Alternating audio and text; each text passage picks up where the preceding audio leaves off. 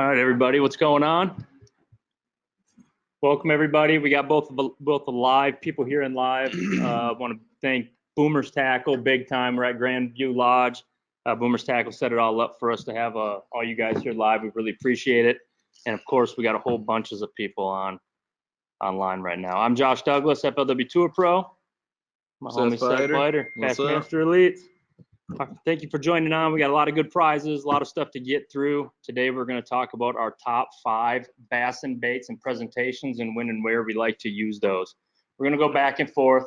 What are we starting with, largies? I think so. Largies. Top 5 largemouth setups. We're going to break it down right away. Save any questions you have. Guys, we're going to answer all the online stuff first because they can't hear when you ask us questions and what's going on. Once we shut off here, we'll go and answer any questions we have here, all right? Let's rock it. Top 5 largie setups. I'm on first. For me, a swim jig. This is an Outcast swim jig, especially a white one. A lot of the places we travel down south, pretty much all the fish are mostly focused on shad, and that dude right there has got me through a lot of miserable practices. I've had a lot of good tournaments down south, top 20, top 30 tournaments where I've been on literally absolutely nothing, and that thing saved my butt multiple times in places I should have bombed. But fishing on a 7-foot medium heavy, I do braid to a leader, and it's just something I can cover a ton of different cover with.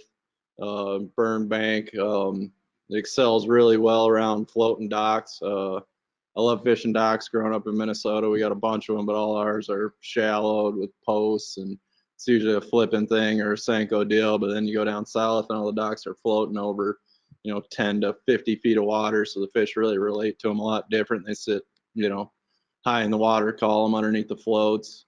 Like I said, shad spawn works real well for, but I love it around floating docks and anytime the water's in the bushes, stuff like that. Real good pre-spawn, post-spawn bait.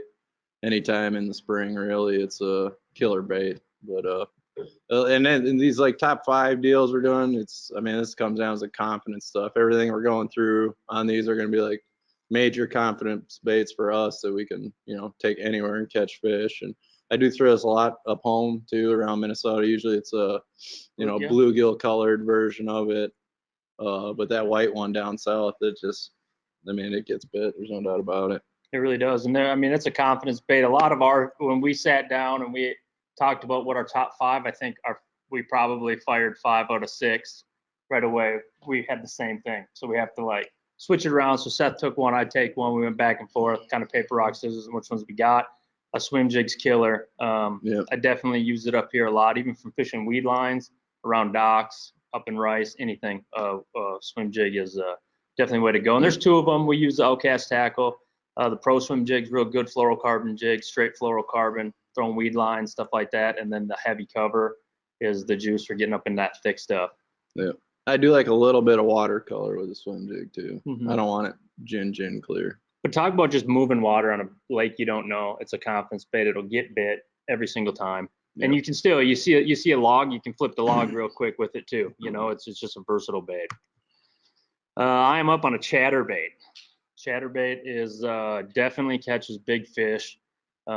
Generally known as a springtime cold water deal, around grass, stuff like that. But I think you can catch them on it year round. Chatterbait, you can move a lot of water with it. I'm using a Shimano X Pride. It's actually a glass rod. I despise glass rods. I've never really gotten around them, but this one's different. It's like 60% composite material, 40% glass. So the top of it allows me to really load up on the fish. I can yo-yo it and stuff like hydrilla down south. Places that I would probably, a lot of people throw a rattle trap. A lot of times I like to give them the chatterbait. I'm throwing it on a Shimano Corrado 200K. I like to throw it on a little bit on like a 6-speed reel when I'm throwing stuff like this. Not such a high, something I can really get myself to slow down on. I use a jackhammer chatterbait. I think it's the best one that they make. I don't have any ties to the company at all. It costs a lot of money, but it's the best chatterbait on the market that I know of. It's got the best hook, best components, best colors. And on the back, I'm using a BioSpawn BioCraw. And something we probably should have said on the swim jig too. You might want to switch that trailer up a little bit. Sometimes, when would you use like a swim bait trailer as opposed to a craw trailer? On the swim Usually jig in in particular? colder weather. When I'm fishing with a swim bait trailer, it's more of a steady retrieve, and with the craw trailer, I'm more Alabama style, Yeah. popping it. And I also like too, if I'm around big fish, sometimes I'll give them that bigger swim bait, something just a little bit bigger profile. And then I'm using 17-pound Seagram Vizex. To me, I think that's the best size. 20 can work too, but 17 works real good. Straight 17 fluorocarbon. Good strong reel in the Corrado, and the X Pride, like I said, loads them up and keeps them pegged when they eat the bait for sure. Oh, Dirty. tube. Dirty. Yeah, this is probably my favorite soft plastic to flip. It's an old school tube, I think it's a 3.5, 4-inch green pumpkin tube. I've caught them everywhere I went in the country on that, and I think it's really been forgotten about. A lot of guys don't fish it anymore, ever since like beavers and those style baits, D-bombs, those kind of baits became real popular. Everybody kind of gave up on the tube. Fishing this on a 7-foot medium heavy braid to a leader again. It's a bait that I've just been able to, it just gets bit everywhere I go. Again, back to that confidence thing. It definitely shines like more around the spring. Anytime those fish start pulling up pre-spawn, spawn, post, it's really good in the post spawn too. And those fish are funky and kind of hard to catch, as well as it, especially if there's like any sort of spawn going on. I love flipping this just because you might be blind catching bedfish, or I can put it anywhere. I can fish it on docks, I can fish it on wood, I can just flip it down the bank. It doesn't matter.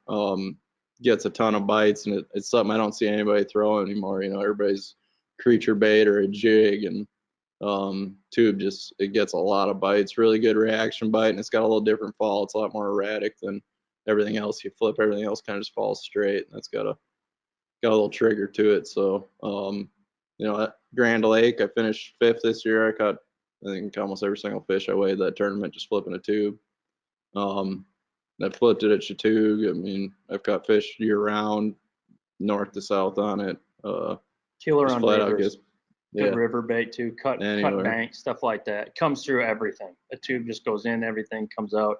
Talk about your hook real quick. Talk about like a hook style though, because that is one thing. Yeah, you definitely got to fish these on an extra wide gap. You'll have issues hooking them on a regular straight shank, or you'll stab right through it too. They're hollow. Yeah, and this is a VMC hook. It's a ringed hook. I don't know if you can see that on there or not. It's pretty small, but comes with a stainless steel ring on the top of it. Gives it a little bit extra action, and it's always streamlined when it's falling. It's never, a lot of times when you skip a bait or pitch up under the wood, your knot will get pulled to the side when you're pegging a Texas rig sinker on there. That ring kind of prevents all that from happening. It always keeps it streamlined. Seems to get really good hookups. Keeps them on. Doesn't let them get away from it. Another thing, I will fish a tube a little bit lighter than I flip everything else, like a 3/8. Well, with the exception of like punch and stuff. If I'm just fishing open cover, 3/8 is about the heaviest I'll flip on a tube. Usually it's a 1/4. Whereas, if I was flipping a beaver in that same situation, it might be 3/8 or halves, or if it was a jig, it might be 1/2 or 3/4. But I tend to fish them a little bit lighter than most stuff I flip. The tube can be kind of heavy too on its own. It's like a perfect weighted deal. Great under docks too when they're on Texas rigs. The tubes just get bit since the very beginning. They get bit. What do I got? The big swimmer. I'm kind of a little bit. I like swim baits just in general, but I love a big paddle tail swim bait. I use this one in particular. I've used it a lot from the Tennessee River up here on rock piles on even Lake Minnetonka. Big bass eat bigger baits than what we think that they eat, and they definitely cue in on it. This one's a Rising Sun. There's a lot of paddle tails that I like. At Kentucky Lake this year, I took 3rd. This got me a key bite every single day of the tournament.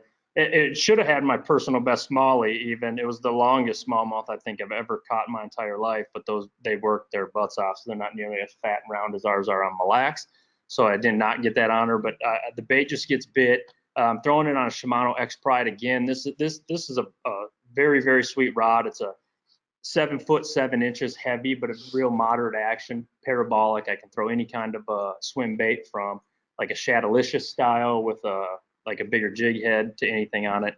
Works great. Again, I'm using a Shimano Corrado. I definitely like the 6 feet on that again, because I want to keep it down, keep it really slow, let that thing just waddle around like a war pig down there, and it just cues in on big baits. And again, when you have a bait that big, I'm using a treble hook on it. I run trebles through as many of these baits I can. You got to get them weighted, but the key is that's a lot of plastic for a bass to get in their mouth. So if you just have one hook in it, it's hard for them. You just lose them too much. Where on this style with the line through, when they bite it, you get that good hook up, and that moderate action rod kind of lets the fish load on it. And when they pull it away, the plastic flies up the line, and now they just have a treble hook in their mouth, and they just cannot get it. They can't get it out of their mouth. My landing percentage went up big time. Can come through anything. You can get these rising sun and top hook, bottom hook, whatever it is. If you want to keep it on the bottom or you want to keep it up high in the water column, awesome bait. Largies love it.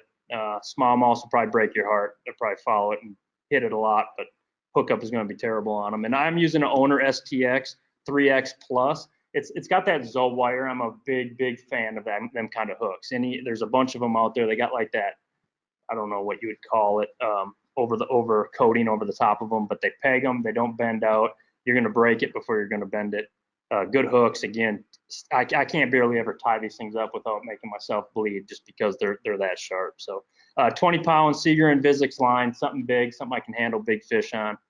Again, a big swim bait definitely has its place, and now proving that they have their place in tournament fishing. Guys are catching a lot of fish, even up in northern waters. Our buddy Carl Jochimson at Champlain caught like a 6 and a 5 on his last 3 casts using a big swim bait. So that's no different than fishing our water here. The big fish queuing on big baits, and you got to give it to them. And you'll still catch plenty of fish on a bait that, like a 2-pounder is no problem getting that bait. They eat with them all the large time. mouth anyway, They eat them all the time. They're not running around eating bluegills like this all the time. They eat bigger stuff, especially right now. All right, frog for me. I think we actually both have this in our top 5. Hard not to though. Anytime after the fish have gotten shallow all summer long, frog's a great way to fish. For largemouths, you can throw it in anything, comes out, no problem. It's a Terminator walking frog.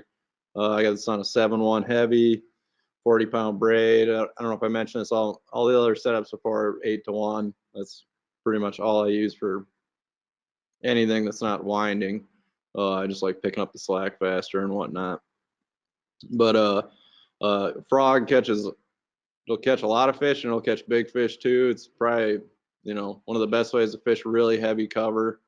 But I'll fish mine in open water a lot too, just going down the bank. You can skip it under docks, overhanging trees, Places you cut can't bank. put a top water bait. Yeah, anywhere without, not having all the trebles, hooks hanging out and stuff. You can stick that in tight stuff, pull it out, and gets a ton of bites, and it catches big fish too. A lot of tournaments get one on a frog, especially when fish are really shallow. Anytime, it's hard to catch fish flipping in a true foot of water. A lot of people think they look and say it's a foot, but sometimes it's 2. But when fish get truly shallow, this shallow, top water is by far the best way to catch them. They don't spook near as bad. Hard to get your boat by them too. Yeah, and you can throw that a long ways. Where flipping, realistically, you're gonna want those fish in at least 2 feet of water or more to catch them flipping. So anytime fish get super shallow, fry garters is probably one of the best fry garter baits there is.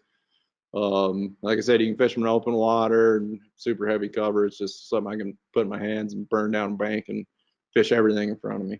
I'm sure I'm not the only one. Why don't you tell them what your modification on that frog you got rocking there? People are eyeing that one pretty good. On to the next one. On to the next one. All right, drop shot. Drop shot's killer. We'll talk about it with smallies. We're going to talk about largemouth. This drop shot catches a bunch of fish. This is one of the setups I was, again, using at Kentucky Lake. There's just a drop shot catches fish everywhere. Catches big fish, catches small fish. I'm using a G Loomis NRX. You'll kind of see I'm a little bit snobby when I come to my spinning rod and reel combos. I'm from Minnesota. Like I always say, I think we're born with hockey skates on our feet and spinning rods in our hand. The NRX is, in my opinion, one of the finest spinning rods made. It's hard to get away from it. I use 10-pound Power Pro SSV2. This is a new line that's coming out in like January. Everyone knows Power Pro. They've been around a long time. The SSV2 is more of your finesse, like spinning reel stuff and flipping and pitching, not necessarily casting. It's a real kind of limp line, real quiet. You can't hear it in your guides at all. So if I'm flipping into lily pads or in this whatever, I just can't hear it running through my guides. I think that's super important. My drop shot, one of my favorite, and there's again, these are just examples when we're talking about tackle and stuff like that, but the plasma tail is a great one, a little chartreuse. Throw that on a weed line around Gull Lake. You can do it on Lake Minnetonka, basically anywhere. Throw that out on rock piles. You're definitely going to get bites. I'm using a Shimano Xsense 4000 reel. I like the big reels. I think they make more sense than the 2500 sizes do. They're still light these days. They're bigger. They pick up more line faster, less line twist, better drags. There's just all the way around just a better thing to have in your hand. And again, I'm using 10-pound to 10-pound Seeger and VizX. Awesome hook. I can't get enough of them. Owner cover shot hook is a killer drop shot hook. It'll get them all right in the top. Doesn't flex very much on them at all. And of course, the Wu Tungsten 3/8 and Viz shot. You can't see it very good. It kind of blends in. Tungsten, I love tungsten for the drop shot. I want to feel when it goes from rock to gravel, mud to whatever when I come out of the grass. Again, I'm going to fish this. I'm going to fish around a lot of things. You can throw a drop shot around anything. When pressured water, even flipping wood, I've had success coming in behind people on a drop shot. Or we could have talked too about like a flip shot and stuff like that, ways to maybe beef up and flip right in the foil. But when you're talking about tackling, getting fishes out in those coontail, stuff like that, it is very, very hard to beat a drop shot. Yeah, for summertime, that's probably the best numbers bait as far as deep fishing goes. And you never know. It can be a pounder and a 5-pounder on your next bite. That just it's a presentation that gets eaten. Yeah. No doubt. All right, jig. This, if you gave me one bait, one rod reel bait to fish the rest of my life, this one I'm gonna pick. It's Outcast Tackle. It's a tungsten jig we made, Stealth Feider. Match it up. This one has a Biospawn Vile Bug on it, but I'll fish, 3-4 different trailers throughout the course of the year. 7-foot medium heavy again, same 8-to-1, braid to a leader. That's how I prefer to flip.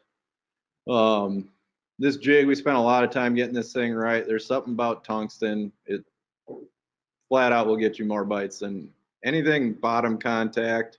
Like, I feel like on a swim jig, it doesn't matter much because you're keeping it up, but anything that's bottom contact, I feel like tungsten's going to get you a lot more bites. We wouldn't flip a lead Texas rig anymore, so tungsten made a big difference. It's smaller, it's more compact, sounds a lot different on the bottom. It's a lot harder, crisper noise when you're dragging it through the rocks or bouncing it on the bottom, what have you. You got the weed guard laid on it perfect.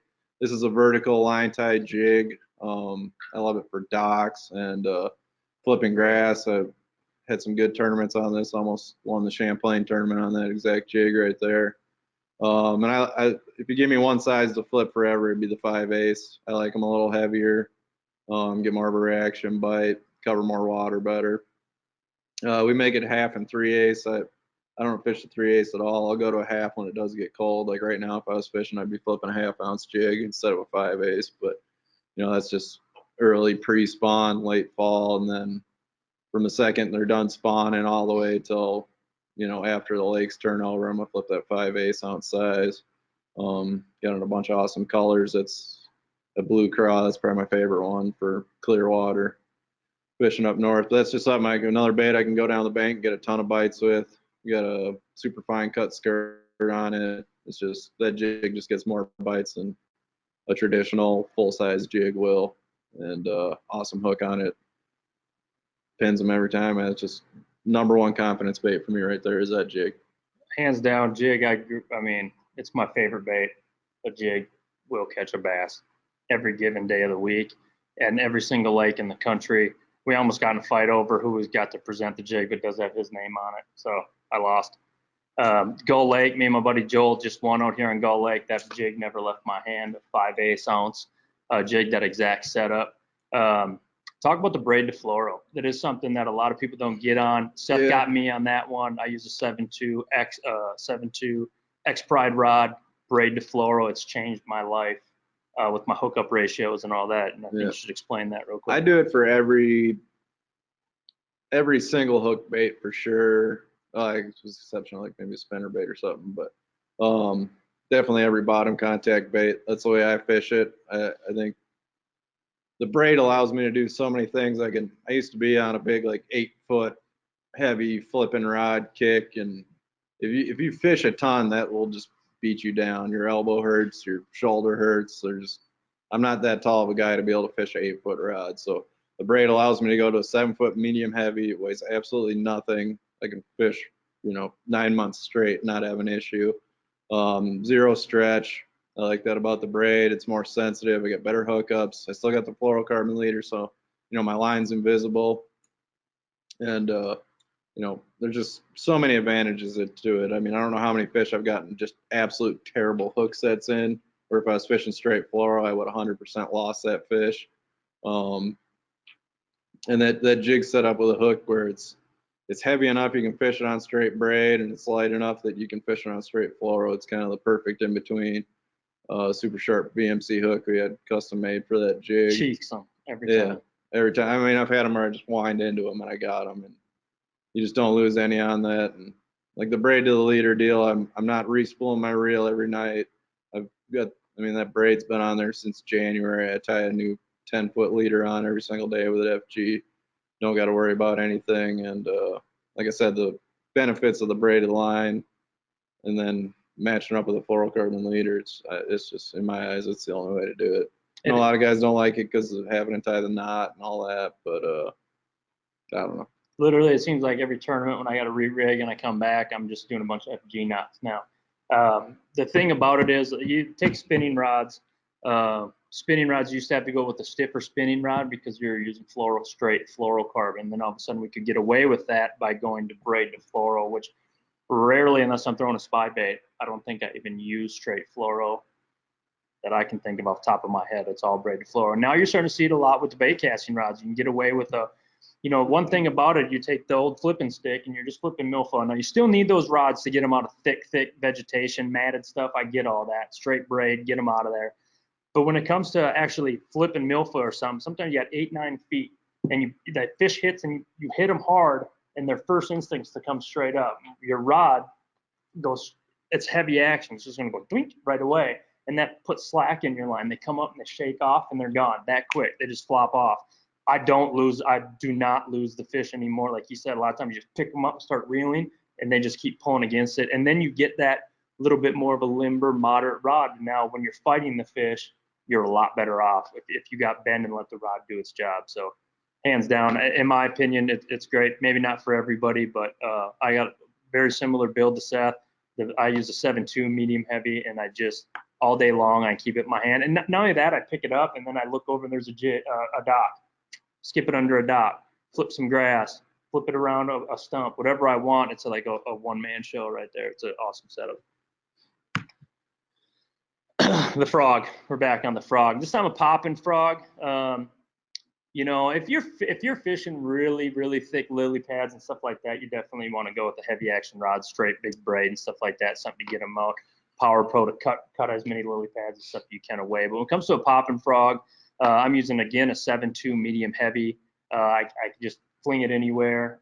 Again, I'm attacking more open water than I am not. Looking underneath bushes, stuff like that's going to get a big bite. I like a bunch of different frogs. This one's a Spro. I like the Terminator popping frog. I switch them all up.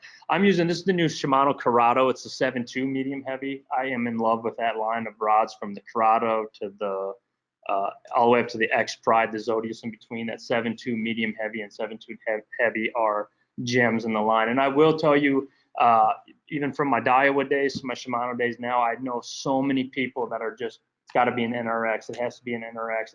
that is not the right mentality to have. Don't get me wrong. That rod's a phenomenal rod, but there are gems in every single line. On the Daiwa side, from the Tula to the Steves, you just have particular rods that are what we'd call a gem, just a really good rod in that class. And this one is one, the Corrado. It's priced good. Again, I can do anything. I'm using the new Corrado DC. It's going to go down as one of the best bait casting reels out there. I control it again when I it's kind of cool. I once had a co-angler tell me I need to grease my reel because of the DC. Thing went up underneath there. And I'm using 40-pound Power Pro. I see a lot of people oversizing their braid on their frogs a bunch. Definitely don't need to do it. You're not going to braid all that often, especially if you're just stripping off the stuff that you're using. But again, the pop and frog, very similar to how Seth was fishing the frog, regular frog. It's a go-to, and from Florida to Minnesota, it gets big bites. Yeah, back to that braid thing. I'll say 50-pound braid is the absolute biggest I ever throw. Yeah, me too. You see a lot of guys throw 65, 80. It really just doesn't cut grass near as well. Honestly, like, especially when you get around reeds, stuff like that, I can cut a reed in half with 30-pound braid, and you can't do that with 50 or 60. You lose casting distance They'll just too. ball up on the reeds. It's just like a knife, you know what I mean? A razor blade's gonna go through something easier than a thick knife, you know what I mean? So cast it further too. Yeah, casting distance, everything. Okay, square bill. This is something I like to throw a lot around riprap, seawalls, usually an off color water deal. I started throwing that Rapala BX Brat last year, been in love with it. It's pretty small frame, square bill, but gets a ton of bites. I'm throwing this on actually my jerkbait rods, 6.9 medium light, 10-pound fluoro. And this is where I'll go down a speed and reels when I'm cranking or stuff like that. I'm still gonna throw a 7.3. I really don't. The only time I ever throw like a 6-to-1 anymore is like winter fishing when I have to like force myself to crawl like a swim bait on the bottom, something like that. Everything else, I like the speed just because I like to keep my trolling motor cranked up and go down the bank. And a 6.3 is fine if you're standing in one spot and lining in a square bill.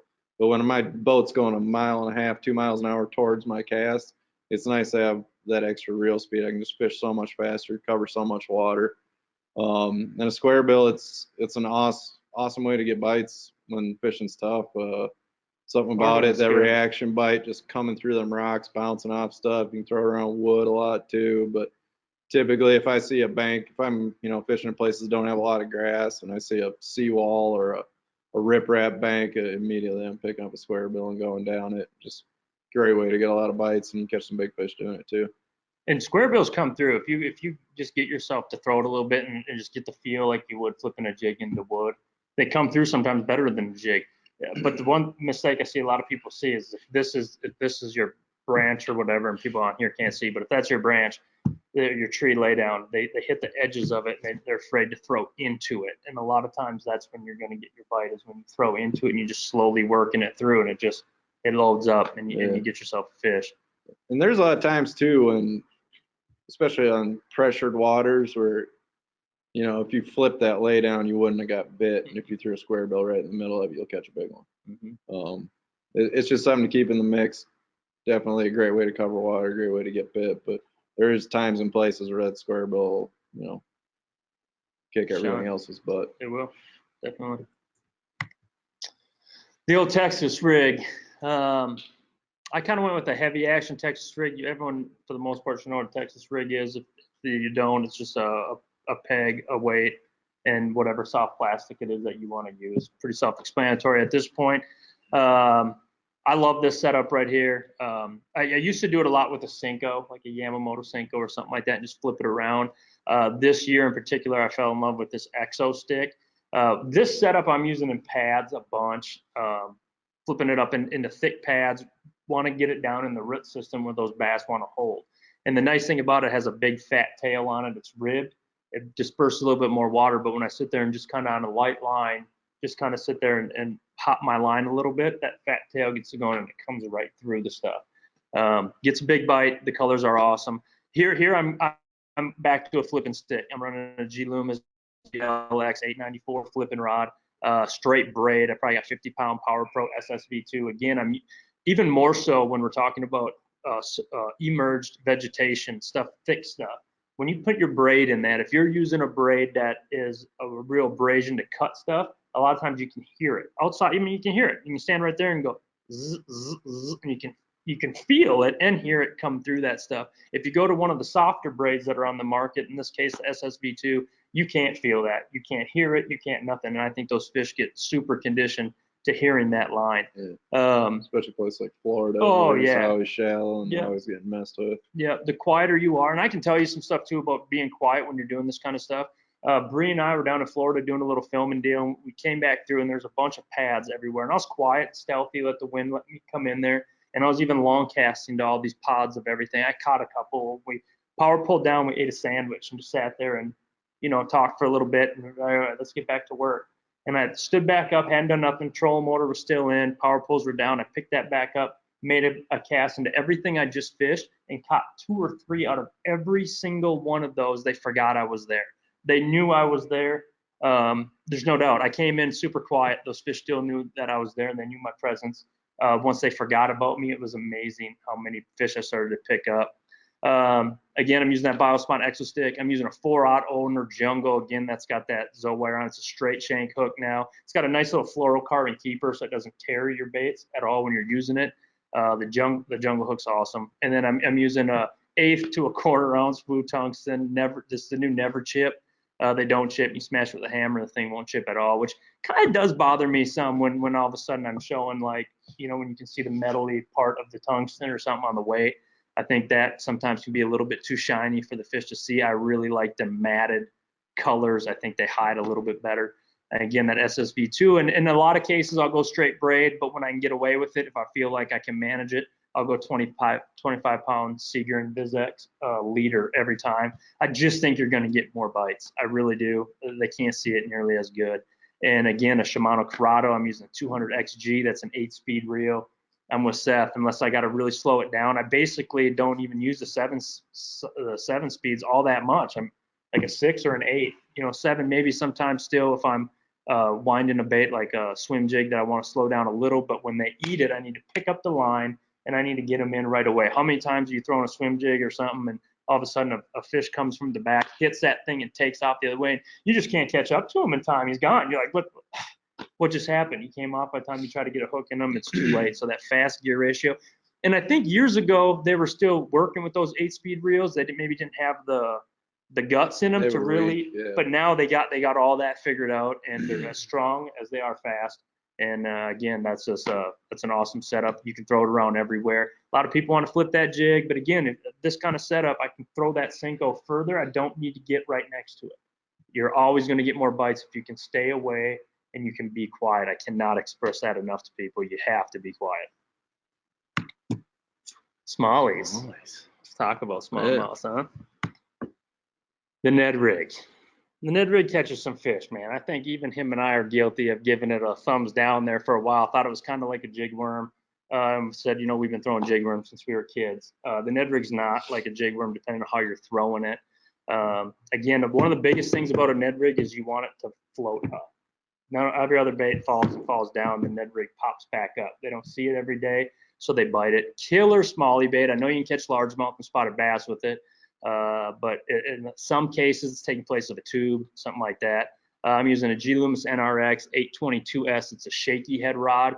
It's just under 7 foot. I really like that. I'm using the Shimano Excellence 4000 again, that same reel. It's the only one I own. I got a few Stratax CF4s. I love them, but I like that reel, so I got a bunch of them. I'm using the 10-pound Power Pro SSV2. In this case, it's in chartreuse, and I use a bright braid on all my spinning rods. I don't see the point in not doing it. I can't tell you how many times I cast out there and I'm just like sitting there and I go to lift up my rod and I just see my chartreuse moving off to the side. It's the best. You can reel right down. Or Kentucky Lake, I was throwing a drop shot in the current. I was just watching my drop shot go. And if my drop shot stopped, I just reeled down and set the hook. I never felt a thing. If it didn't just keep going and fall off the ledge, I knew one picked it up and I just reeled back. A lot of times they're cutting back against the current. And I got them every single time. 8-pound Seeger and VizX. I do like lighter line on the Ned head when I'm throwing it. I'm not afraid to break them off. And again, there's a bunch of different plastics now that people can use. Cutting down Senkos, cutting I think that's a Robo Worm one. Of course, the standard Ned, what is it? Z-Man, the TRD, all good stuff. But a Ned rig gets bit, definitely gets bit. Great fish catcher, especially on smallmouth. Like if you don't smallmouth fish and you're new to it or whatever and you want to get bit, that's probably the easiest way to do it. And I got to say, this year on Mille Lacs, you guys know I do a lot of guiding out there. There was a time when we got a bunch of rain and that place got dirty and it got really, really, really tough out there. Really hard to get a bite, but you can turn to the Ned rig and still pick up 4-pounders, which is key to do. they bite. It looks like everything to them. I think it looks like a crawdad. I think it looks like a bait fish on the bottom. Whatever it is, they eat it. You can drop it too. I've had good yeah. luck dropping it on fish, and instead of a drop shot. Definitely. All right, hair jig. For me, if the conditions are right, this back to everything. It's a confidence bait for me. It's gonna shine mostly in the spring and early summer. You can definitely catch them on it year round. I know the guys down south catch those Tennessee smallmouth guys. They catch them pretty good on it in the winter. But for me, it's a kind of a cruiser bait. Anytime they're up shallow moving around, it's something I'm gonna be flinging around. But you got to set up on a 7-foot 6-inch medium light. You really need the long soft rod to get the casting distance out of this. 6-pound nano braid, super thin. I think it's like a little over 1 pound diameter, an 8-pound fluorocarbon leader. But that long soft rod and the super thin braid are pretty much the keys to casting this thing. I throw a 3/32 ounce jig most of the time, super light with that marabou on there, and everything you can do to get an extra 10 feet, an extra 10 feet. It really adds up on a cast. So a long rod, super thin braid, and always keeping the wind at your back's gonna make that a lot easier to fish. But it's something I just wheel around a lot like a little swim bait, keeping it up off the bottom, moving slow and steady. Definitely want clear water for this. This isn't something you want to throw at Mississippi River after it rains 6 inches or something like that. This is like I want to be able to see the bottom in at least 4 feet, if not. The clearer the better. If you go somewhere and you can see the bottom 20 feet, it's going to be a great option for you. It comes in a bunch of different colors. I kind of like sticking with blacks and browns, but I know the guys down south where they got shad forage or a lot of minnow eaters, they're doing good on the whites and the grays and stuff like that. But it's something I always have on the deck when I'm smallmouth fishing. If I can see them and I can't get them to bite anything, that's usually one of the best ways to pick them up. Especially if there's mayflies hatching and you're not throwing that, you're missing out for sure. And I am the hair jig whisperer, just so we know. The red one in the spring is killer. I don't even know if he throws it much. Do you throw the red one much? There's something about like Rayburn red or red in pre-spawn that really gets big female bass not in the right mood. I don't know why it is that way, but I played with that one a bunch this year, and it was awesome. I mean, the hair jig gets bit, and another thing is too, it shines around fly hatches. Anytime the flies are hatching, mayflies, fish flies, whatever, those bigger smallmouth know that they can look up. All the rest of them are still looking for crawdads and stuff like that, but those big 4 or 5 pounders, they know that they can look up. And Seth said it to me years ago, a largemouth bass eats 1 big bluegill a day and he gets to be 5 pounds. Smallmouth will eat 1,000 minnows a day to get to be 5 pounds, or 1,000 bugs. At St. Clair this year, all of a sudden it got super calm, and the bass in like 20 foot of water started coming up and just it was like super calm. At 20 feet of water, all of a sudden you'd see them come up and I started turning to the hair jig, and it just picks up those bites that nothing else out there is gonna bite. Yeah, when they're on bugs, you can catch a few on a popper and a few on a fluke, but I mean those are pitiful numbers compared to what you can do on a hair jig.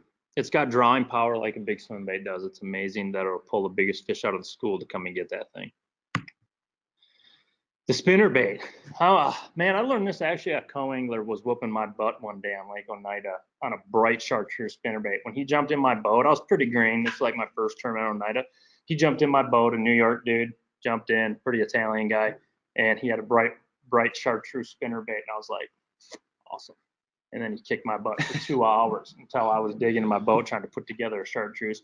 Again, Smalley's got eyes. They got great eyes. We've said it before, largemouth like a mountain lion. It doesn't have good eyes. It uses its lateral line. It hides in the weeds, hides under docks, hides in laydowns, and it ambushes its predators. Smalleys are like a pack of wolves. They have great eyes. They use each other, and they just do not like something. I don't even know what they think it is. I have no clue what they think that thing is, but they don't like it, and they will smash it.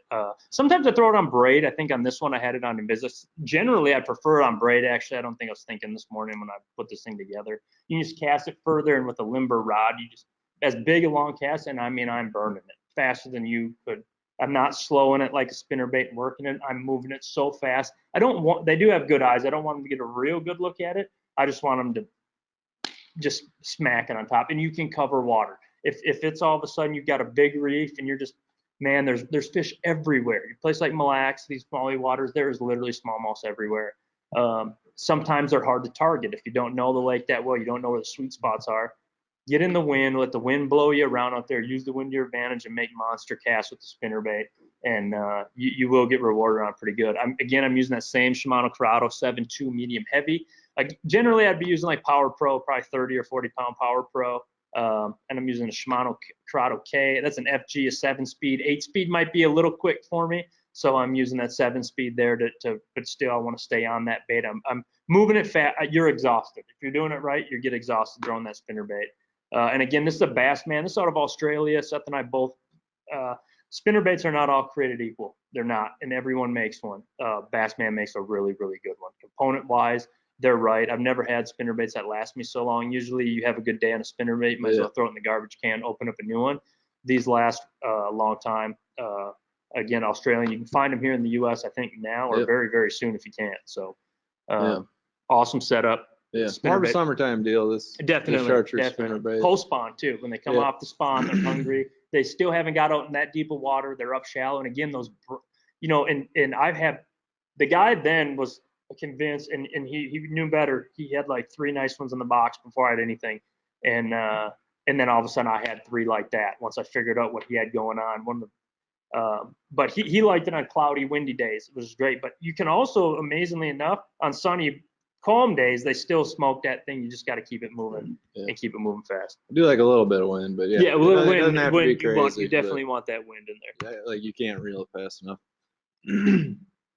And jerkbait, another smallmouth bait I'd never go fishing without. Year round. Fishing on a 6.9 medium light, pretty much 10-pound fluoro every time. Sometimes it'll go to 8, sometimes 12, but typically getting 10. I like a deep diving jerkbait over a shallow one. They're just a lot more versatile. If I want to keep it up, I can. If I want to get it down, I can. A lot of times smallmouth fishing, you're still fishing that jerkbait over fairly deep water just because you got the visibility. I'll be throwing that in like 10, 12, 15 feet of water a lot. As far as it plays year round. I'll do things a little different in the summer with colors and how I work it, but typically early pre-spawn and really late's when everyone throws a jerkbait. That's your typical jerk, pause, let it sit for a long time. I like throwing more natural colors. In the summertime, that seems to be when everybody puts a jerkbait down. That's probably my favorite time of year to fish it. I like throwing a lot brighter colors, something with an orange chartreuse, something they can see a long ways off, and I'll fish it like incredibly fast, like as hard and fast as I possibly can. I've had lots of times where I've seen fish that I couldn't get to eat anything, but if you ripped a jerkbait, close to them in front of their face as fast and hard as you could, they'd come unglued on it. And I've had lots of fish I've caught that I didn't think were catchable on anything that I've caught on jerkbaits in the summertime, sight fish and stuff like that. Just fish that would follow stuff or run away from other things. You can make them bite a jerkbait by fishing it that hard and that fast. Another thing, like if you're doing it right, you got to put it down every 20 minutes or so. You're exhausted. You'll be wore out. Yep, no doubt. Jerkbait too, of course. I love the jerkbait. Smallies, like I just said, year round. They will eat that thing year round. But at the same time, largemouth too, do like a jerkbait, especially if you're around shad lakes. But generally then I would be more early spring, late fall type of stuff is when the jerkbait would get on. But with the smallmouth, again, they're an eye visual thing. And I'm a big fan of 3 hooks on my jerkbaits. I've seen some with only 2, and I think it's not the deal. You got to have 3. Yeah, I can't tell you how many times they just nip one, and again, that limber rod will just keep them on it. The blade bait. I actually love a blade bait. A couple years ago, Seth and I started messing around with some blade baits when the water temps got cold. We're getting there very, very fast right now. It's getting to be blade bait time of year. Largemouth and smallmouth, it shines, but again, smallies, it really shines.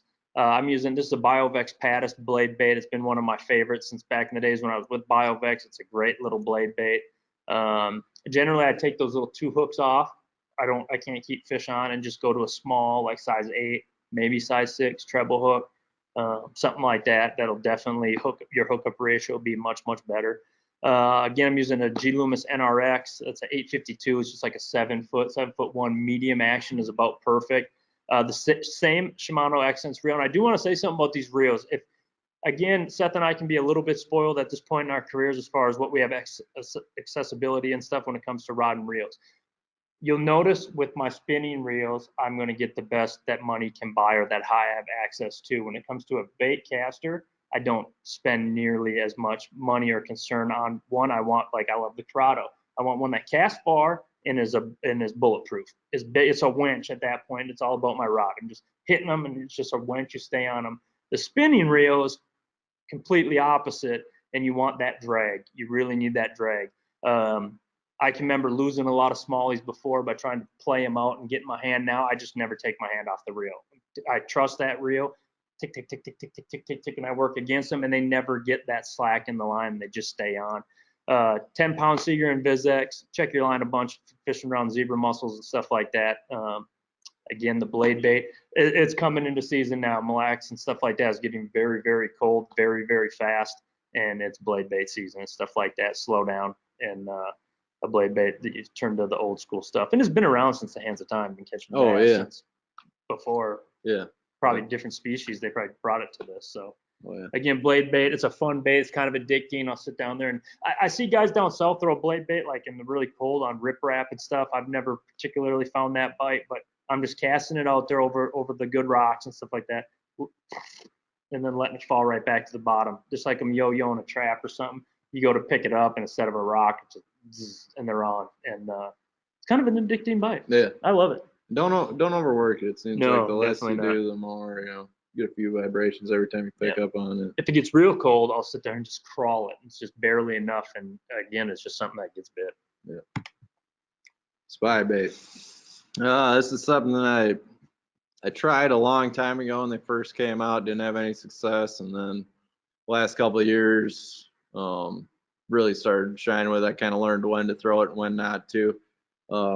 This thing's gonna go really well. It's really similar to fishing a hair jig, except the seasons are different. This is going to shine in the middle of the summer, early fall, when that hair jig bites kind of starts to dwindle.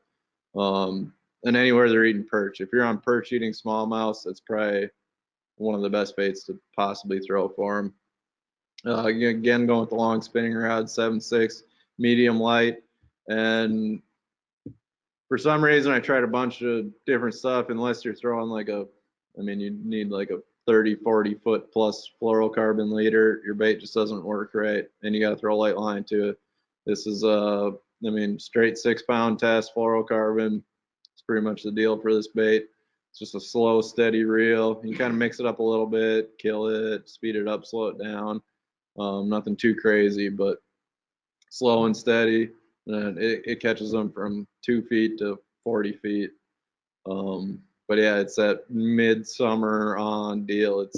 I tried it early in the spring and stuff, but when I was catching them really good on a hair jig and threw it right into those same schools and couldn't get a bite on it and gave up on it, and then started getting my butt whooped on it a couple of years later. But I do a couple modifications to them.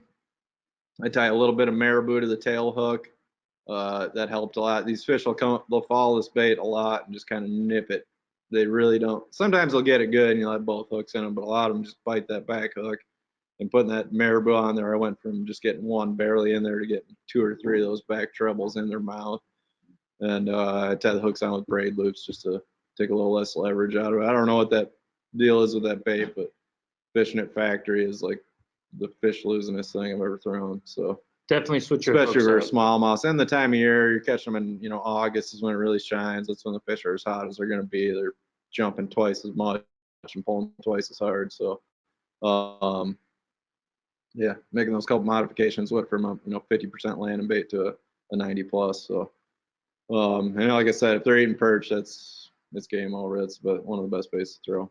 We were saying at Champlain this year that the spy bait catches every perch in the lake and 5-pound smallies.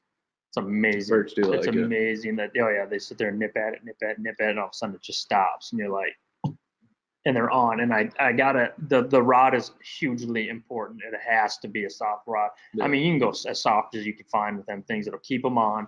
And again, switch out treble hooks. switch them out often, and make sure you get the tackiest, sharpest ones that you can. And your biggest goal is to try to get another one of those hooks in that fish at some point. Don't horse them. You sit there and let them do their thing. And what'll end up happening is the smaller will just get tired, and he'll give up. It is stressful to throw in a tournament, trying to keep them pegged to it, but it draws big bites. Yeah. And Clearwater deal. And definitely a perch thing. You fish over the top of grass, they'll come right up out of it. A lot of times those smallies don't want to get in the grass. They want to sit on the edges or above it. Again, they're using their eyes. So that thing comes through and it catches them. One thing too with the straight fluoro, if you're in love with the 2500 size reel, that's great. If you went to one, in Seth's case, a 3012 or a 4000 size on the Shimano side, for your straight mono or straight fluoro, that'll definitely help you a bunch with line twists and stuff like that by beefing up that reel. And again, that drag, you just want to have that really good drag. Top water. We could have talked about top water on largies too, especially around shad lakes and stuff like that. Smallies, the top water is awesome over the top of grass. Again, places maybe you throw that spy bait, top water is going to shine. River systems, it's just smallmouth love to eat top water baits. They're always looking up. In this case, I'm throwing Storm Arashi Cover Pop. I really like this popper. I don't have a hard bait sponsor. Got a plastics and a jigs. I'm not in a hurry to get one. I really like being able to throw whatever I want whenever I want to throw it, and I can find what's the best baits that are out there. In this case, I love the Arashi Cover Pop. It's like a half ounce. It's pretty good. It's tail weighted too. It's tail weighted.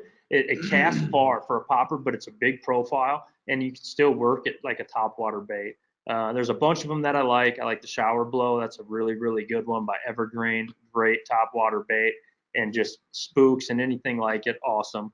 I switch out my treble hooks all the time on my top water. I want to be as sticky, tacky, sharp as they can possibly be. I'm using the Shimano Zodius. It's a 6'10" medium action rod, good little jerkbait rod, awesome top water. I can throw about everything on it.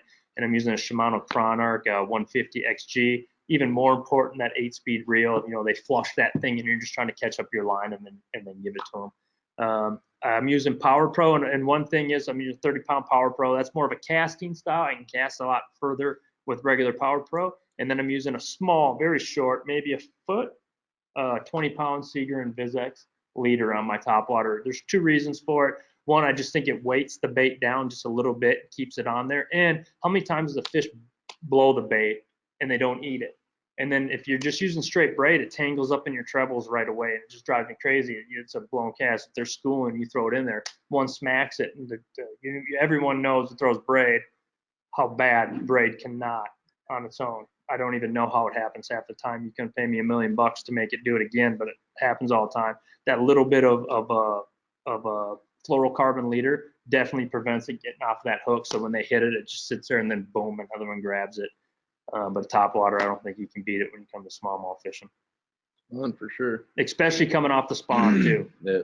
Coming off the spawn, the big fish are still shallow. They're looking for big meals. They're finicky on what they're eating. They've been pressured hard, and that bait comes in front of them that they're going to eat it. In river smallmouth. No, you almost don't need another bait sometimes. You really almost don't. Swim bait. This ain't a big swim bait. This is, I'm talking 2.5 to 4 inch paddle tail swim baits. Fishing on an Outcast Goldeneye swimmer head. You can do this with a spinning rod. I like to use a bait caster. I don't know, I like it better. Throw it on a 7-foot medium light and straight fluoro for this. This is one of the few things, single hook baits that I'll throw straight fluoro for. I just feel like you kind of need that bow in your line to work it deep. It's something I'll crawl on the bottom a lot. Like right now, there's a couple different ways you can fish it. Like earlier in the spring and the summer, I like fishing like small or real light heads, 1/8 ounce stuff, little swimmers, keep them up high in the water column. And then this time of year, I'll fish a lot of heavier ones, 3/8, half ounce, and just keeping steady bottom contact and crawling that along. And like I said, I'll fish anywhere from 8 to 20 pound fluoro. It kind of depends on the depth and what I'm trying to do with it. You got a Biospon Exo Swim on this one. A bunch of good swim baits out there you can throw. I like that paddle tail style. And natural colors for smallmouths with this deal. Usually some sort of translucent minnow color, but I can cast it a mile and it catches really big. The 2 biggest smallmouths I've ever caught have been on basically that exact same setup right there.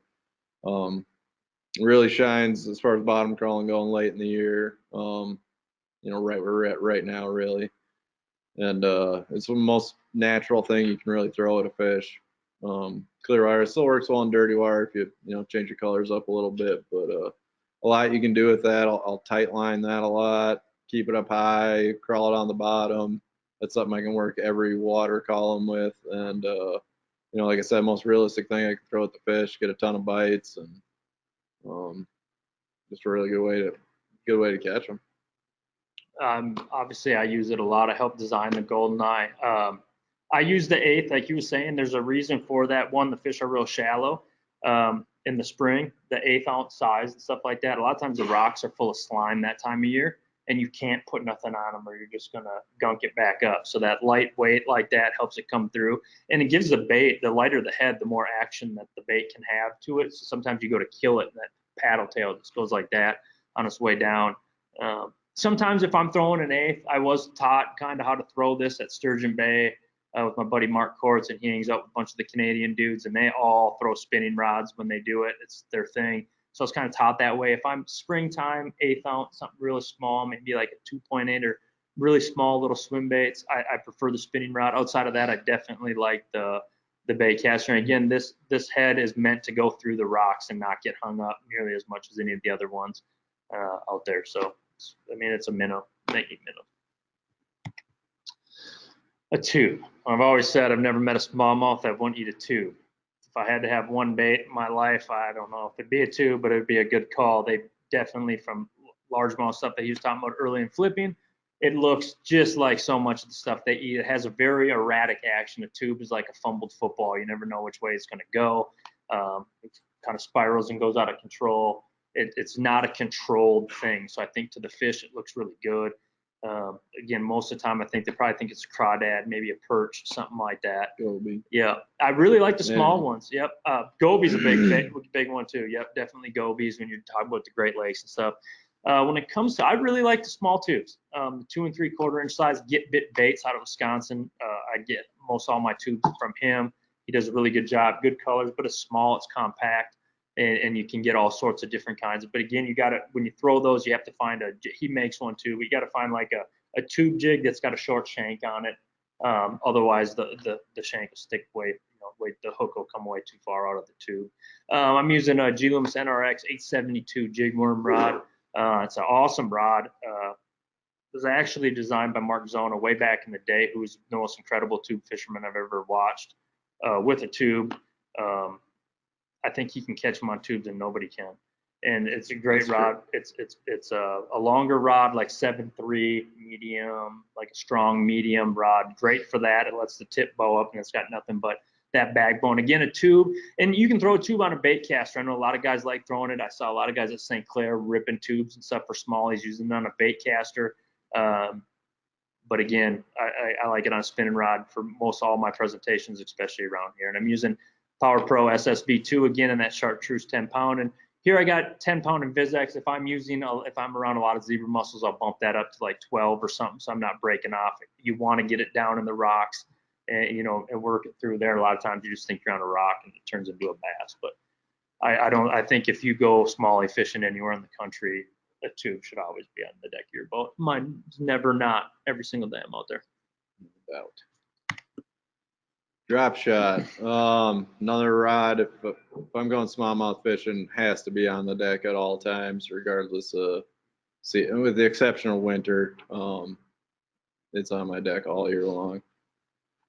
I use a number 2 to number 6 BMC Nico and Woo and Business Shot. I like heavy drop shot weight for smallmouths. Largemouths will fish them a lot lighter, but I pretty much always use a 1/2 ounce. I like the fast fall. I like the good bottom contact. Another thing with smallies with that Business Shot, it's not shiny. It's like a real dull brown. And I don't know how many times I always used to use the shiny ones, and you'd have fish that for sure ate your weight. Smallmouths can be like really stupid, and they see something shiny fall and they just eat it. And switching to that, fish. Yes, it does a lot like a little jig and spoon or something. Switching to that drop shot weight, really eliminated that problem. And it wasn't something that happened all the time. I mean, it might happen once a day, maybe twice a day, but in a tournament, you know, that could be that 5-pounder you needed. You never know. And like I said, they're stupid underneath the weight sometimes. So going to that really eliminated that problem. There's a bunch of different baits I drop shot with. This one's a Biospawn Exo stick. I tear it down to about like 3.5 inches long or so. Wacky rigged it. I'll throw little swim baits a lot too. But rod's 7-1 medium, 3,000 spinning reel. I use 8-pound braid to 6 to 10-pound leader. Almost always 8-pound though. But the great way you can catch them casting it, catch them if I'm dropping on fish in the right time of the year. I'm pretty much always a drop shot, the exception of like winter. Or sometimes in the summer they want something on the bottom, but that's one of them rigs you just always have to have. There's the rig's probably caught as many smallmouth as anything in the last 10 years. Great for fishing vertical off the graph, great for casting, great for dragging. It's just something it's always going to be around, always going to be a major player for smallmouth. One thing too on that Invisishot, I saw a lot. I've done a lot of camera work underwater, trying to capture fish eating stuff. Drop shot is phenomenal for bedfish, especially smallies and largies both.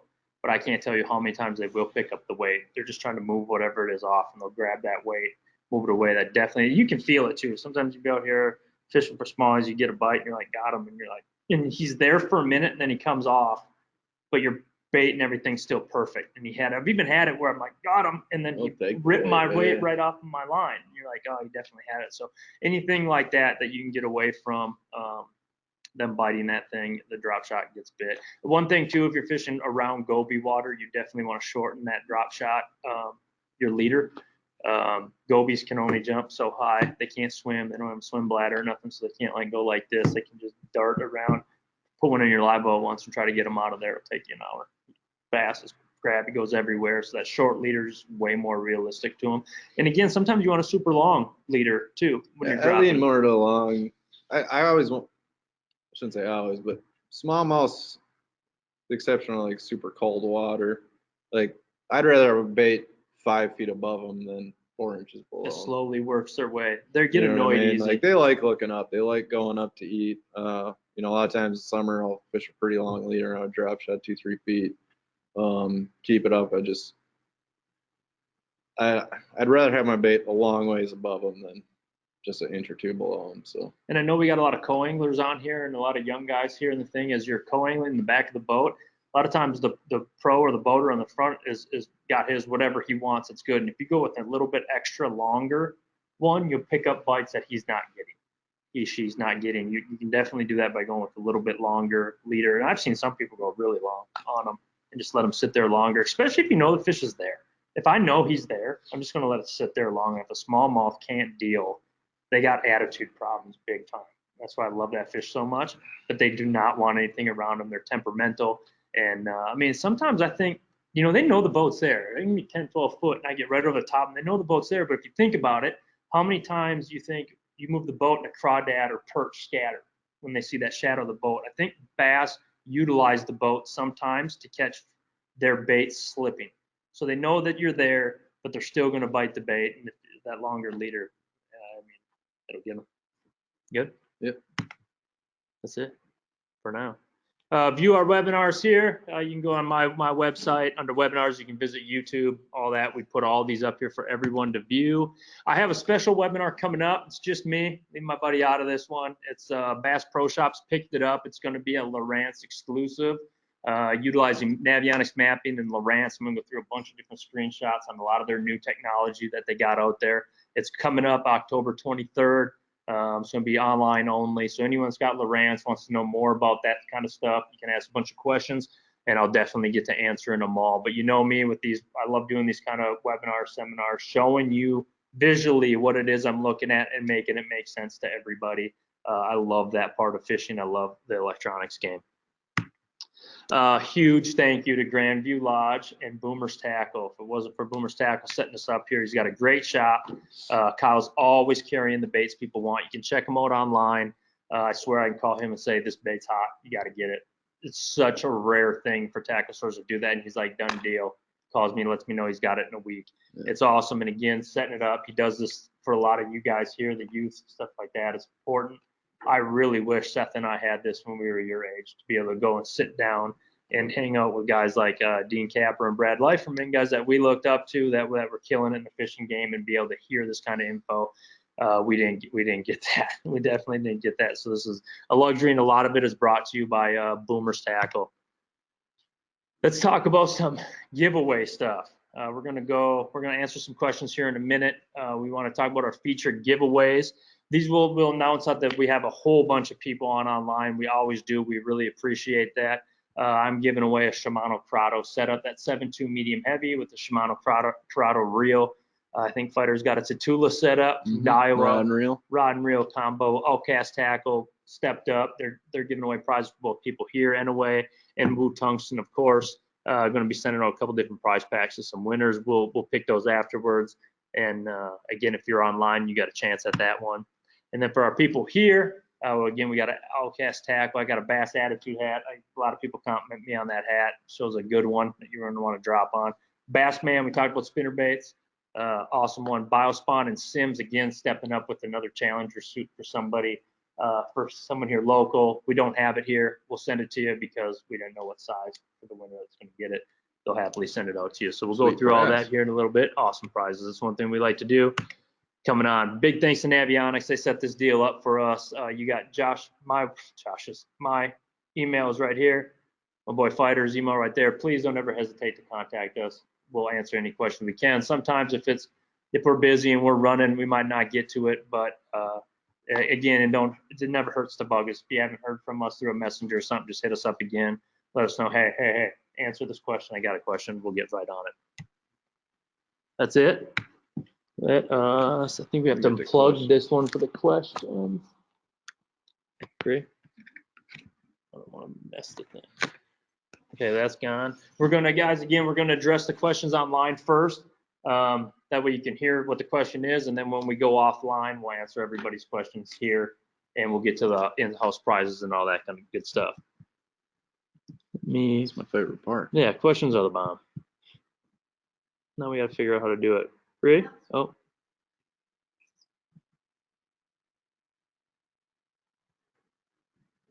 Hold on 1 second while we figure this out. Yep. How do we read it? I feel like pulled it big.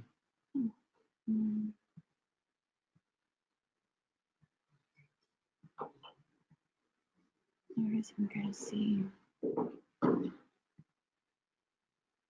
Okay. Oops. There you go. Now we're talking. What's newest to oldest? Oh, it doesn't matter. And it starts up there, but that's all before. Mustache is sweet. Yeah.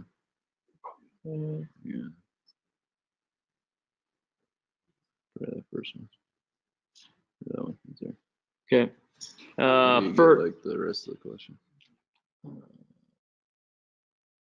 Do you always use a heavy cover swim jig, or is it situational whether you use the regular versus the heavy cover? Kind of talk about that. I would say 90% of the time I'm using the heavy cover swim jig, just I'm throwing on braid to a leader or straight braid sometimes. I want that big hook in there.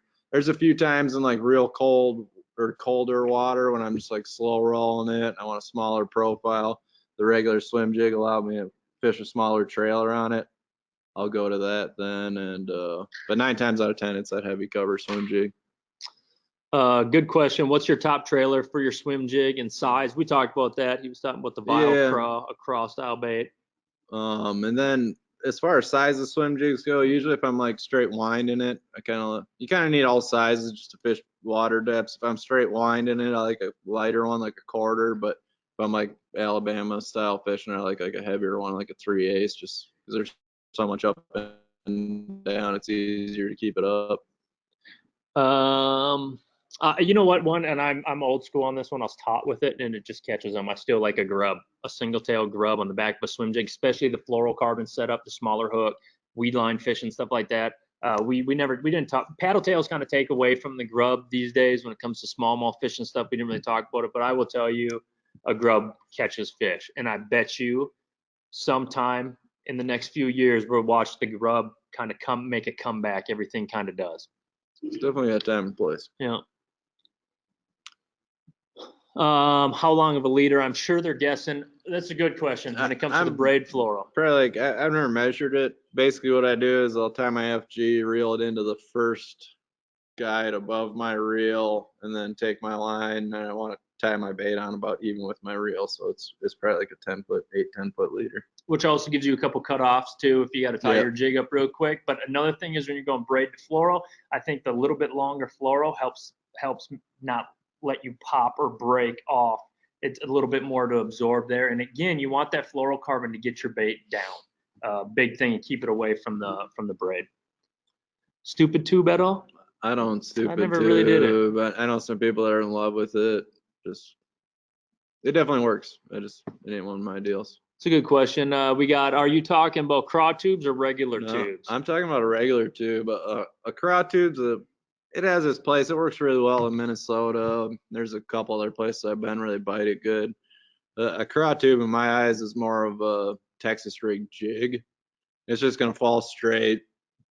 It's definitely like one of the best flipping baits in Minnesota, but it's really that jig profile is what makes Bulky, it good, big, and bulky. it doesn't have any of that erraticness that a regular tube does. So It's real soft. It's meant to fish grass a lot. yeah. Seth, what ratio reel you using on that swim jig? 8-to-1. I think we kind of talked about it, but they're asking what's the advantages of, again, that extra wide gap with the split ring. Yeah, that's a new hook by VMC coming out. For me, hooking percentage is way better with it. And the thing I like about it, like a lot of time when you skip a peg sink or your knot will get folded over and your bait don't fall right, it completely eliminates that problem being free swinging, and it probably adds a little action to your bait too. I think it keeps them on too. Yeah. They can't get away from it. Again, it's not solid. It slides around. They can't get up. Pegging a weight, I think I'm always pegging a weight for the most part. For the most part. There's probably a time and a place to not. We kind of talked about which hook. When do you prefer popping frogs over walking frogs? That's kind of a good one. Yeah, a popping frog's probably better like open water bait. Or if you're fishing like super thick mats, you're probably better off with the walking frog. Yep, I like they both walk just fine. Yep, so they both walk. Popping frog, if I want it there. to sit still a little bit more, if I want to throw it up underneath like some lay down something and get that big pop, something to disperse that water and try to get that fish to bite. A lot of times I'm not throwing popping frog in like lily pads or something like that. It's going to work against you a lot. But they both work. Anytime you ever prefer rattles in your frog? I personally don't put them in there, but I mean, I know other guys do. Yeah, it depends on the rattle. Especially I've played with mat it. fishing. Sometimes you put it in there and I think it can get too cluttered inside the bait and not let the fish get around the hooks. One trick I used to always do since I was a kid is I buy like little lead bullshot, like 1/64 or something tiny. It's just really little tiny lead bullshots, and I put like 3 or 4 of them in there. It'll weight my frog, so especially if I'm throwing it on something that I want like a heavy mat down south, and it still gives it a little bit of noise when and you can throw it a lot further. I prefer that over like a bulkier rattle. You're gonna skip that one. Good. Click on that. When using a jig in the fall, how do you work it? Drag slow on bottom or hop? You can do both. I'm mostly like shaking and hopping it, but I'm flipping it a lot. You know, docks, lay downs, grass, stuff like that. Yeah, if I'm dragging something, then I'm gonna generally assume that I'm throwing it on a hard bottom something. Then I'm gonna roll more of like a football jig style jig if I want to drag it around, fishing a lot of rocks. But for the most part, shaking it, making it look like something that just come over and they pop it. What do you use if you ever want a bigger presentation on the Feider jig? Is it like as far as trailers go? Yeah, I'm guessing. I mean, you can put a big salty chunk on there or something else if you want a bigger presentation on the Feider jig. And there's sometimes bass do want a real big jig. You know, a lot of times down south, especially like pre-spawn, a big jig's really good. And then that's when I'll go to like an Outcast Tackle RTX jig. But I feel like the rest of the year, I like fishing the little more compact jig. I have caught a lot of bass, but none on a true jig. How does one get to build confidence? I'll tell you this. I remember my buddy, Eric Gask, taught me how to flip a jig in the city lakes local, and I did not get it. The first couple, I mean, he was whacking them, and I just didn't get it. I didn't know what was a weed, what was a. Now it's second nature. I swear I can even tell that there's a fish there without even actually feeling anything. All you gotta do is catch one, get a couple bites. I've taught people how to flip jigs. As soon as they figure out what the bite is, it flips like a switch, and you almost can't put the thing down. Again, the only way you're going to ever build confidence in any bait that we talk about is by catching a couple fish on it. And some days, there's some days that there's a bait that I just don't quite wrap my head around. Spy bait was one that I just didn't know when and where to throw it. So what I do, I threw just that bait all day. You get confidence really quick if that's your only option that day. Don't go out there. I tell people all the time, don't run the same waypoints every day on the same lake you fish all the time with the same baits. Switch it up. Constantly look for new fish. Constantly try to learn new baits, new styles, and you'll keep excelling in the sport big time.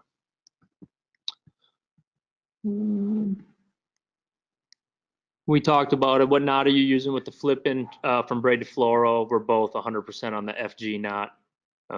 It's the one. It's definitely the one. And now I swear I'm as fast as doing that one as I am with an Alberto or any of the other ones. What's the deepest you'll fish a hair jig? It's a good question. I probably should mess with it more out deep, but for me, it's like 12 to 14. Like I want to be able to see the bottom where I'm throwing it for sure. Yeah, again, you need that clear water. They will come up and eat it. You don't need to throw it down there in 15. 15 is kind of my cutoff when I start looking to other options. But again, I might be attacking the jig in more like 8, something like that, 6, and expecting them to come up and eat it when they see it. Again, when those flies hatch and stuff, they come from the bottom and they go up, and those fish are very conditioned to coming up and getting it. And again, in cold water with the hair jig, it just hair and cold water just go together really, really well. Red wine on that hair jig. I did talk about the red wine on the hair jig. It was something I didn't throw until this year, and man, I got some really, really big bites on that red one, especially really early in the season when those again, the bigger female bass do not like the color red in the spring. That's a good question. Can you talk about spinning rod action, fast versus slow in regards to casting, detecting bites, and fighting fish? Well, now, back when we used straight fluoro all the time, you'd want an extra fast rod, but braid really takes the sensitivity to another level, so you can use, I'm not going to call them slow actions, but slower action rods, a little more cushion, a little more give, and I think with the braid, you don't really need much sensitivity. Northern Minnesota this time of year, are the largest eating gills or craws? Both.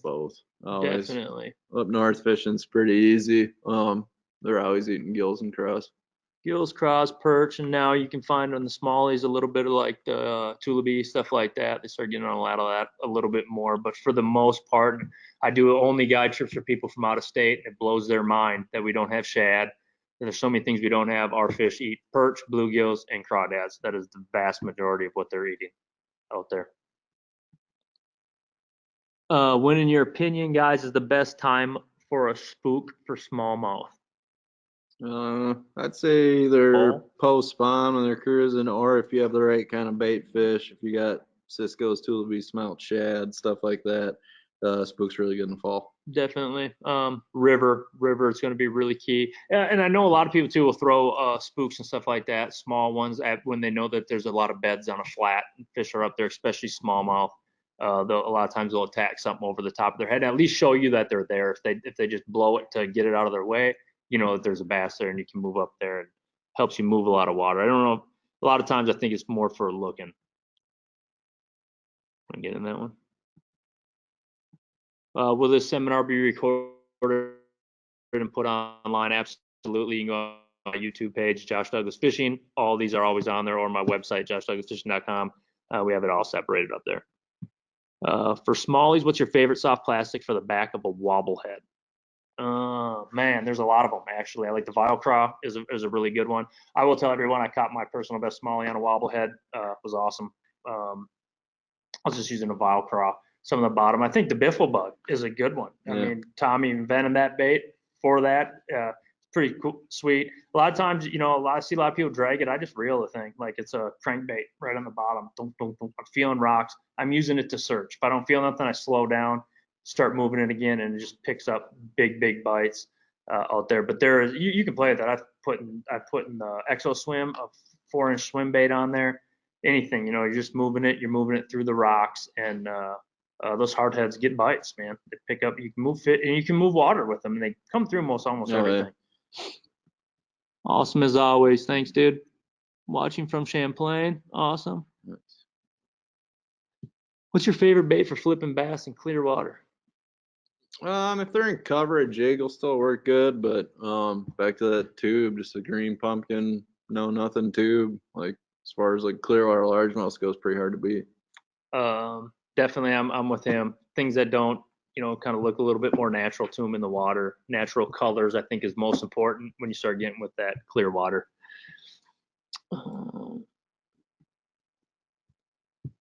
How do you decide your drop shot plastic and presentation? Wacky versus nose? That's a good question. Mine is a lot of times wacky is when I'm vertically dropping on something. I want to let it sit there and let that thing do its natural. Generally, I'm not casting a wacky rig too much. Then I'm going to be looking more little paddle tail, something that I can move and drag through, something simple like a plasma tail or a robo worm, something like that. You can do both with. Yeah, for me, it's basically on the bait choice. If I'm gonna use a stick worm, I'm gonna wacky rig it. If I'm gonna use a little swim bait, I'm gonna. You cast the wacky much? Yeah, you do. I don't really nose hook per se, but in line anyways. I'll No. thread them on. Yeah, basically it depends on bait. How does the time of day, morning, midday, and evening affect what you use and how you fish it? Does time of day have more of an impact during spring and fall? Well, to answer the back part, yeah, I think it does. You know, I think in spring and fall, you generally have colder water.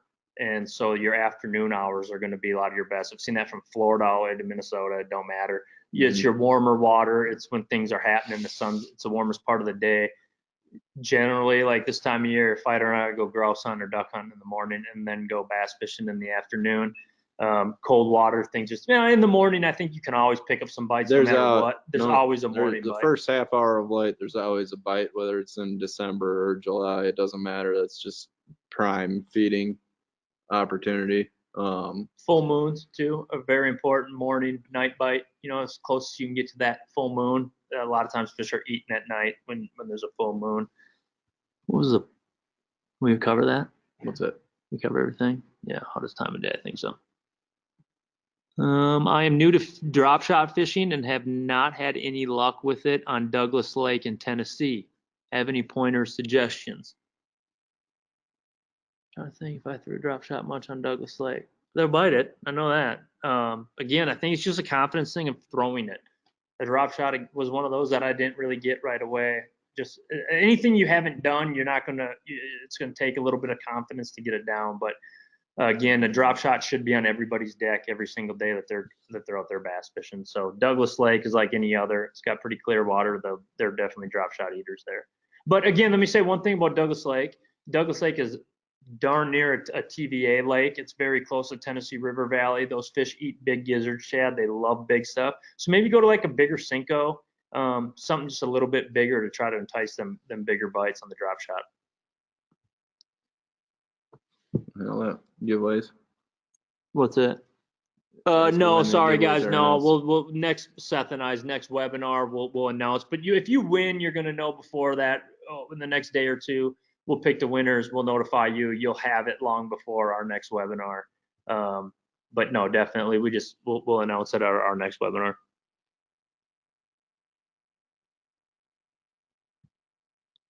Hit that one. Which one? This one? Yeah. There you go. What is a good water temp to start throwing a blade bait? When would you throw it? 48 is my under 50 under for sure. 50. Under 50 is a good number on the blade bait. 40 to 50 is about the best. I try to force it and I just catch walleyes. I can't see very good, so they like that vibration in the water. You'll catch it on that. The thing you catch them year round on it, but smallies definitely when the water temp, and largemouth when the water temp dips below 50.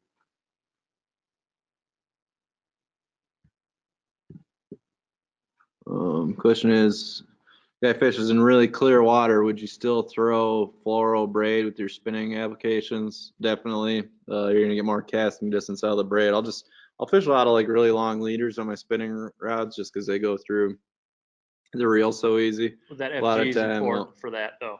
A lot of times I'll fish a 20-foot plus leader, Mhm. so I wouldn't worry about the water clarity. Where do you want to go with I this? don't know.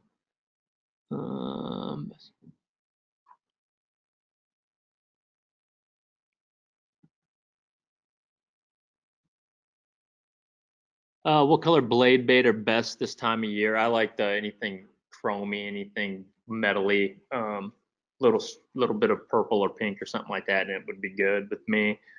Definitely like that more of a natural bait fish color. I've never really tried a crawdad one. That might play. I never really tried it much. I think out there. that flash has a lot to do with the I reaction, definitely but think it so. seems like silver is the best color to throw.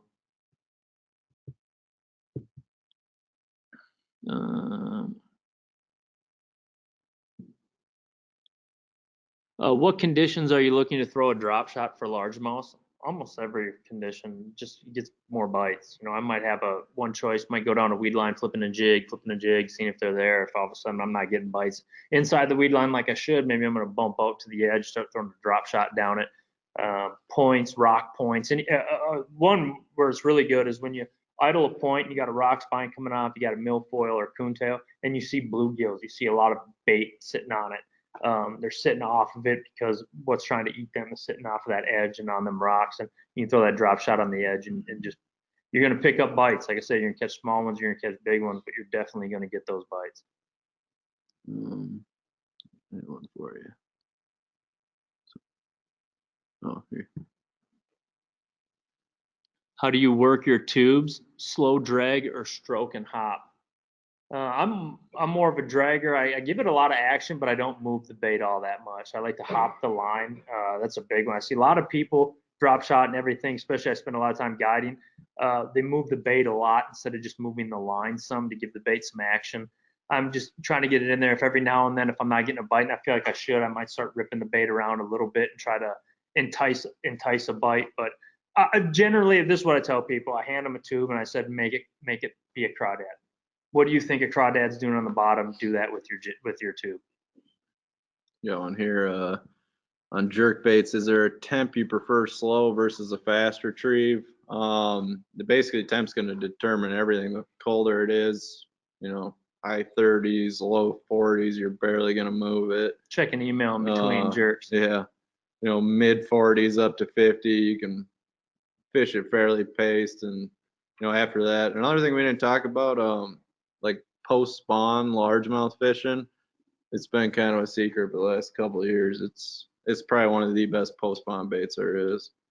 Seen a lot of fish get caught on at that time of year. It's kind of when everybody starts putting it down. Good shad spawner too. Yep. Shad spawn bait. One thing I want to talk about the different jerk bait options. I like the shadow wrap a lot. I like the Idle Vision Megabass Idle Vision jerk bait. Come summertime though, when the water gets warm, I like an X wrap, something that goes instead of like points and stops, something that has a real erratic action. I can get that bait to bounce really hard left to right, and you'll pull a whole school of smallmouth and stuff away to chase that down. And you can get away with some of those brighter colors too, a lot like what I'm doing with the spinner bait. I might throw an all pink one or an all chartreuse, something bright that just gets their attention on the reef. And sometimes you're sitting there watching, and you're watching like 4 or 5 missiles come up right behind it, and it's just a matter of waiting for them to bite it. A lot of people ask them about the stupid tube. Yeah. I don't even know. Take like 2 or 3. When is the right time to fish a Nico rig, and what's the best rod and reel setup? You don't really talk about the Nico much. No. Killer bed bait. Like super pressure. Like anytime fish are tough to catch. I like it in the summer a lot too, when they're grouped up. Spotted bass killer for sure. When the water gets into the 40s in northern Minnesota, what do you think is the most effective bait for largemouth?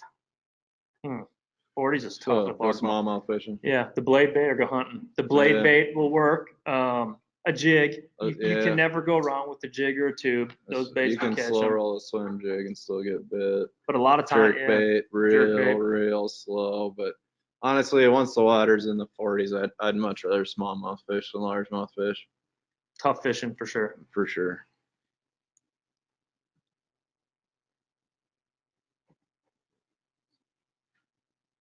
We just went through our go-to baits.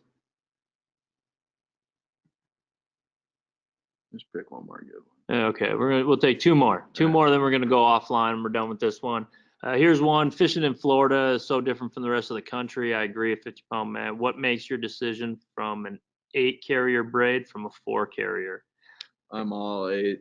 Quiet. Quiet, cast better, smoother, probably better knot strength too. Everything in Florida is quiet. It has to be. Those fish live shallow. They're not that dumb. You know, a deer knows what's going on around it. So does a bass. Okay, their job is to eat and stay alive and not get eaten. And in Florida, these fish are always shallow, so they don't get the option of going deep for most of the year and then coming up shallow and being a little bit dumber like they can here. These fish are always shallow, so they are stealthy. The first time I went to Florida, a lot of guys hate Florida when they get there. It's too much vegetation, too much shallow stuff. But again, I think the biggest thing is it's one of my favorite places to fish, but you have to be like stealthy, quiet, and everything. A lot of guys will just push, pull around, won't even touch their trolling motor. You just got to be quiet.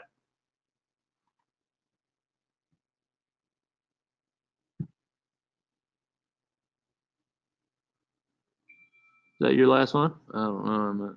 A lot of them are just like, Try to find a good one. yeah. You see one? Yeah, hit this one right here. Right here? Yeah. You want to go on there? Yeah.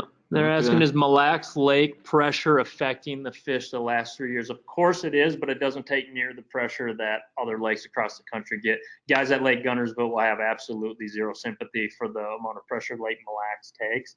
But I will tell you something. Yeah, they get conditioned to the same stuff. Just give them something that they haven't seen. Do something a little bit different, and they will. They're there. They're very much there. The lake is alive, better, as good as it can be. And I mean, you look in there in the spring when they're moving up shallow, you'll see them by the thousands. They're very alive and well, but they're getting educated. They're getting smart. You know, you got to switch up your presentations. You have to try different things that these fish aren't seeing, and you'll end up having some of the best days you could possibly imagine. We good? Yeah. We're gonna go offline. Yep. All right, See ya. guys. Thanks for We joining. appreciate you guys all coming out. Let me figure out how I do that. Breezy. We'll go to this. Thanks, guys, for coming. See you at the next one. We appreciate all y'all support.